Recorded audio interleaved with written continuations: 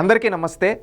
నిన్న జగన్మోహన్ రెడ్డి గారు పల్నాడు జిల్లాకు పర్యటనకి వెళ్ళడం జరిగింది, సత్తెనపల్లి నియోజకవర్గానికి. ఆ సత్తెనపల్లి నియోజకవర్గానికి వెళ్ళడానికి కారణాలు ఏంటి అని చూస్తే, జగన్మోహన్ రెడ్డి గారు అక్కడ వాళ్ళ పార్టీ కార్యకర్త చనిపోయాడు, విగ్రహావిష్కరణ అన్నాడు. విగ్రహావిష్కరణ అంటే ఎవరు అతను, ఏంటి అతను ఆ కథ అని చూస్తే అతను ఒక బెట్టింగ్ మాఫియా నడిపించే వ్యక్తి, ఒక బెట్టింగ్ వ్యాపారి. అతను బెట్టింగ్ వేసి తెలుగుదేశం ప్రభుత్వం రాకముందుగా అతను చనిపోయాడు. దానికి ఈ జగన్మోహన్ రెడ్డి ఏమని చెప్తూ ఉన్నాడు? ఒకటి, కులాల ప్రస్తావన తీసుకొని వచ్చాడు అక్కడికి వెళ్ళి. రెండోది ఏంటంటే పోలీసులు వైఖరి అని చెప్పి చెప్తూ ఉన్నాడు. ఒకటి, అతను చనిపోయే నాటికి కనీసం చంద్రబాబు నాయుడు గారు ప్రమాణ స్వీకారం కూడా చేయలేదు. ఇతను అదే పురుగుల మందు తాగాడంట. ఆ మందు తాగేది రిజల్ట్స్ వచ్చిన పక్కన రోజు. అంటే ఎవరైనా కానీ ఇక్కడ గమనించండి, గతంలో జగన్మోహన్ రెడ్డి రెచ్చగొట్టిన రెచ్చలకు వైనాట్ 175 అని చెప్పి ఈ విధంగా రెచ్చగొట్టి వాళ్ళ కార్యకర్తలతో బెట్టింగ్లు వేయించారు. బెట్టింగ్లు వేయించి కోట్లు బెట్టింగ్లు వేయించారు. వాళ్ళు నష్టపోయారు. ఆ విధంగా నష్టపోయి ఆ విధంగా కొంతమంది ప్రాణాలు విడిచారు. దీనికి కారణం ఎవరు? పూర్తిగా జగన్మోహన్ రెడ్డి. వైనాట్ 175 అనింది ఎవరు? జగన్మోహన్ రెడ్డి. బెట్టింగ్ లేపించింది ఎవరు? జగన్మోహన్ రెడ్డి. ప్రోత్సహించింది ఎవరు? అక్కడ ఉన్న అనిల్ కుమార్. ఈ విధంగా ఇలాంటి వాళ్ళందరూ ప్రోత్సహించి ఈ విధంగా చేసి ఆఖరికి ప్రాణాలు పోయే విధంగా చేశారు. దీన్ని ఈరోజు రాజకీయం చేయడం కోసం ఏంటంటే, ఒక కులం పైన చూపించి ఆ కులాన్ని దగ్గర తీసుకొని ఆ కులాలను విధంగా వేధించారని చెప్పి చెప్పడం కోసం, ఇంకొకటి కక్ష సాధింపని, ఇవి రెండు చెప్పడం.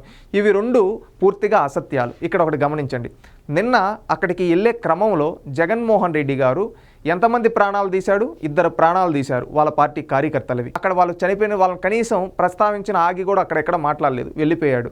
అంటే రక్తం కోరుకోదా అంటారు కదా అదేదో సినిమాలో, ఆ విధంగా వెళ్ళిపోయి అక్కడికి వెళ్ళి కులాల ప్రస్తావన తీశాడు. ఒకటి గుర్తుపెట్టుకోండి జగన్మోహన్ రెడ్డి గారు, మీరు ఈరోజు ఏదైతే కులాల ప్రస్తావన తీస్తున్నారో అదే కులాల ప్రస్తావన మీకు ఏమవుతుందంటే యమపాసం అవుతుంది, గుర్తుపెట్టుకోండి.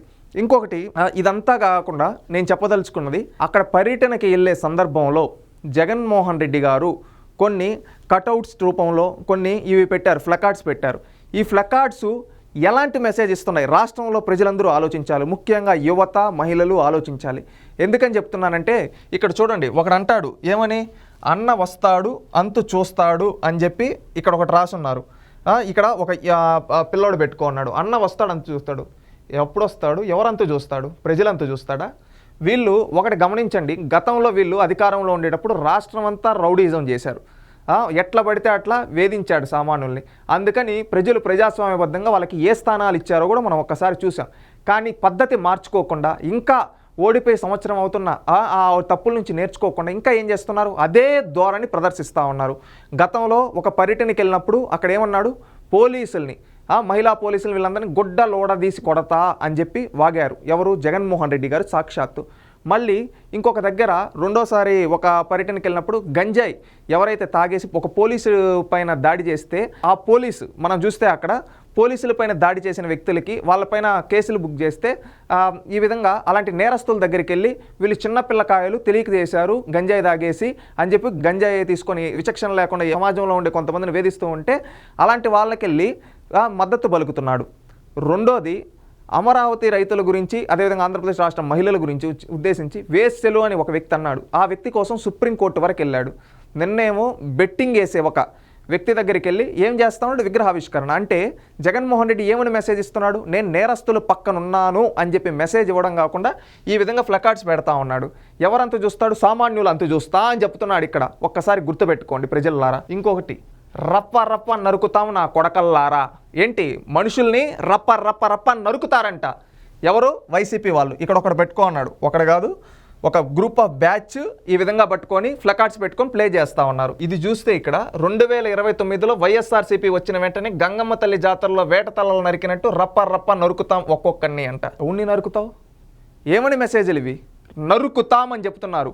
ప్రజలు వీళ్ళని ఓడించినా మారకుండా సంవత్సరం రోజులు అవుతున్నా ఇంత ఎలా పడుతున్నారు? బయటకు వచ్చి ఇంత ఘోరంగా వీళ్ళు పెడుతున్నారంటే ఒక్కసారి ఆలోచించండి ప్రజలారా. రాష్ట్రంలో ఉండే యువత కూడా ఒక్కసారి ఆలోచించండి. ఇంకొకటి, ఎవడైనా రాని తొక్కి పడేస్తాం. ఎవరని తొక్కి పడేస్తారా? ఎవరని తొక్కి పడేస్తారు? ఎవరని నరుకుతారు? నా కొడకల్లారా అంటున్నారు, అంతు చూస్తా అంటున్నారు. ఎవరని చూస్తారు? ప్రజాస్వామ్యంలో ఉన్నామా లేకపోతే రౌడీ రాజ్యంలో ఉన్నామా? రాజారెడ్డి రాజ్యాంగం పల్నాడు నుంచి మొదలు. దీని గురించి మాట్లాడదాం. వీళ్ళు ఏమంటున్నారు? వైఎస్ రాజారెడ్డి రాజ్యాంగం పల్నాడు నుంచి మొదలు అని చెప్పి అంటున్నారు.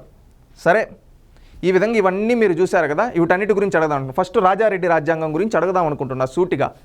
ఏం రా, ప్రజలు ఏమనుకుంటా ఉన్నారనేది కూడా లేకుండా సిగ్గు విడిచి ఈ విధంగా చేస్తూ ఉన్నారు. ఏమన్నా రాజారెడ్డి రాజ్యాంగం, రాజారెడ్డి ఏమన్నా స్వాతంత్ర సమరయోధుడా? ఈ తెలుగు నేలపైన స్వాతంత్రం కోసం పోరాడిన ఎంతోమంది ఉన్నారు. అలాంటి వాళ్ళని స్ఫూర్తిదాయకంగా తీసుకోండి. రాజారెడ్డి రాజ్యాంగం ఏంటి? రాజారెడ్డి ఎవరో తెలుసా? బ్రిటిష్ వాళ్ళ దగ్గర పాలెగాడిగా బీఫ్ కాంట్రాక్టర్గా పనిచేసిన వ్యక్తి రాజారెడ్డి. బ్రిటిష్ వాళ్ళ దగ్గర బీఫ్ కాంట్రాక్టర్ రాజారెడ్డి. ఆ రాజారెడ్డి రాజ్యాంగం నడిపిస్తారా? ఈరోజు రాష్ట్రంలో అంబేద్కర్ రాజ్యాంగం నడుస్తుంది. మీరు ఒక భారతీయులుగా ఉండి అంబేద్కర్ రాజ్యాంగాన్ని స్ఫూర్తిగా తీసుకోవాలి కానీ అంతే బ్రిటిష్ వాళ్ళ దగ్గర పాలెగాడిగా పనిచేసిన వ్యక్తి ఎవరైతే ఉన్నారో రాజారెడ్డి, ఆ రాజారెడ్డి రాజ్యాంగం నడిపిస్తున్నారు. 5 ఏళ్ళు రాజారెడ్డి రాజ్యాంగం నడిపిస్తే ప్రజలు మీకు ఏ స్థానాలు ఇచ్చారో గుర్తులేదా? ఇంకా మారకుండా ఇలాంటి పద్ధతుల ఒక్కసారి ఆలోచించండి. ఏంటంటే ఇలాంటి రాజారెడ్డి లాంటి రౌడీలని, రాజారెడ్డి లాంటి బ్రిటిష్ వాళ్ళకి పనిచేసిన బీఫ్ కాంట్రాక్టర్లని వీరు తీసుకొని విధంగా రాష్ట్రంలో ఉండే న్యూట్రల్స్ ఎవరైతే ఉన్నారో యువత, మహిళలు ఆలోచించండి. వీళ్ళు ఈ విధంగా ఓపెన్గా చెప్తున్నారంటే మళ్ళీ ఇంకొకసారి వస్తే రాష్ట్రంలో ప్రజలను బతకనిస్తారా? గతంలో ఏ విధంగా వేధించారు చూసాం. ఒక డాక్టర్ సుధాకర్, ఒక డ్రైవర్ సుబ్రహ్మణ్యం, ఎంతోమంది బడుగు బలహీన వర్గాల వాళ్ళని చంపారు. రేపు కూడా వీళ్ళు వస్తే మేము చంద్రబాబు నాయుడు కంటే ఎక్కువ అభివృద్ధి చేస్తామని చెప్పటంలే, సంక్షేమం చేస్తామని చెప్పటంలే, అభివృద్ధి సంక్షేమం గురించి మాట్లాడటంలే, రౌడీజం గురించి మాట్లాడుతున్నారు వీళ్ళు. ఇలాంటి వాళ్ళు రాజకీయాల్లో ఉండకూడదు. చంద్రబాబు నాయుడు గారిని కూడా కోరుకునేది ఒకటి, ఇలాంటి వ్యక్తులపైన చట్ట ప్రకారంగా చర్యలు తీసుకోండి. వీళ్ళు లా అండ్ ఆర్డర్ కంట్రోల్ లేకుండా చేయాలనుకుంటున్నారు రాష్ట్రంలో. ఇంకొకటి ఏంటంటే వీళ్ళు నేరస్తులను తయారు చేస్తున్నారు. జగన్మోహన్ రెడ్డి గారు ఎలాంటి నేరస్తులను తయారు చేస్తున్నాడు? ఇప్పుడు వీళ్ళు పట్టుకోండేదంతా యువత. ఎలాంటి దాని గురించి ఆలోచించాలి? రాష్ట్రం గురించి ఆలోచించాలి. రాష్ట్రానికి అభివృద్ధి గురించి, సంక్షేమం గురించి, కొత్త పాలసీలు తీసుకొని రావడానికి యువటి గురించి ఆలోచించకుండా రాష్ట్రంలో యువత చేత ఈ విధంగా రౌడీజం చేపిస్తా, గూండాయిజం చేపిస్తా అంటున్నాడు జగన్మోహన్ రెడ్డి. ఇది కరెక్టా? ప్రజలందరూ ఒక్కసారి ఆలోచించండి. మళ్ళీ చంద్రబాబు నాయుడు గారు ఏమో యువతని మీరు మంచిగా చదువుకోండి, మంచి ఉద్యోగాలు దండి, మీ కుటుంబానికి అండగా నిలబడండి, ప్రపంచం గర్వించదగ్గ వ్యక్తులుగా మీరు తయారవ్వండి అని చెబుతూ ఉంటే ఈ జగన్మోహన్ రెడ్డి ఏమని చెప్తున్నాడు? గంజాయి దాకా కొట్టండి, పోలీసులను కొట్టండి అని చెప్తున్నాడు. మీరు బెట్టింగ్లు వేయండి, నేను అండగా నిలబడతానంటా ఉన్నాడు. మీరు కత్తులు పట్టండి, నరికి చంపేయండి అని చెప్పి ఏంది ఈ విధంగా చేస్తున్నాడు? జగన్మోహన్ రెడ్డి రాజకీయ నాయకుడు కాదు, ముఠా నాయకుల్లాగా ఈరోజు ప్రవర్తిస్తున్నాడు. ఇవన్నీ చూస్తూ ఉంటే సిగ్గుచేటు నిజంగా. గౌరవ ముఖ్యమంత్రి చంద్రబాబు నాయుడు గారిని కూడా కోరుకునేది ఒకటే, ఇలాంటి చేసే వాళ్ళపైన చట్ట ప్రకారంగా చర్యలు తీసుకోండి సార్. ఎందుకంటే ఈరోజు వీళ్ళు పాడు చేసేది రాష్ట్రంలో ఉండే యువతని. ఈ విధంగా ఇదేదో హీరోయిజం అనుకుంటున్నారు వీళ్ళు. ఇది హీరోయిజం కాదు, రౌడీయిజం వీళ్ళు చేసేది. ఇది ప్రజలందరూ గమనించాలి, రాష్ట్రంలో ఉండే ప్రజలందరూ గమనించాలి. ఈరోజు ఎక్కడికి అతను ఏదన్నా మంచి కార్యక్రమానికి వెళ్తూ ఉన్నాడా? ఒక బెట్టింగ్ వేసి ఒక నాగమల్లేశ్వరరావు అనే అతను ఎంతోమందిని వేధించాడు వైఎస్ఆర్సీపీ అధికారంలో ఉండేటప్పుడు. ఇతను కోట్ల బెట్టింగ్ వేసి అతను చచ్చిపోతే అలాంటి ఒక బెట్టింగ్ వేసిన అతని దగ్గరికి వెళ్ళి బెట్టింగ్లు వేసి ఈ విధంగా నడిపించే గోండా దగ్గరికి వెళ్ళి అతనిది ఈ విధంగా విగ్రహావిష్కరణలు చేస్తున్నాడంటే సమాజానికి ఏం మెసేజ్ ఇస్తున్నాడు? రేపు డ్రైవర్ సుబ్రహ్మణ్యం చంపిన అనంతబాబుకి విగ్రహం పెట్టిస్తా, బట్టలు వేడి తీసుకున్న గోరంట్ల మాధవ్కి విగ్రహం పెట్టిస్తాను, ఈ విధంగా మహిళల్ని వేశ్యలు అంది కృష్ణంరాజు అతనికి విగ్రహం పెట్టిస్తా అని చెప్పి మెసేజ్ ఇస్తున్నావా జగన్మోహన్ రెడ్డి? ఈ విధంగా నేరస్తులకు అండగా నిలబడి ఏం మెసేజ్ ఇస్తున్నావు? దీనికి సమాధానం చెప్పు ఆంధ్రప్రదేశ్ రాష్ట్ర ప్రజలకి. లేదంటే నేను ఇట్టే ఉంటా ఇట్టే పోతా అంటే గుర్తుపెట్టుకో, ప్రజాస్వామ్యంలో ఇలాంటి రౌడీజం, గుండాయిజం ఎక్కువ రోజులు నడవదు జగన్మోహన్ రెడ్డి. పాతాళానికి తొక్కేస్తారు నిన్ను. నువ్వు ఏదేదో హీరోయిజం అనుకుంటున్నావు, రౌడీజం చేసేది ప్రజలందరూ ఇంకా మారలేదురా ఈ రాక్షసుడు అంటూ ఉన్నారు జగన్మోహన్ రెడ్డి గారు. తెలుసుకొని మారండి ఇకనైనా.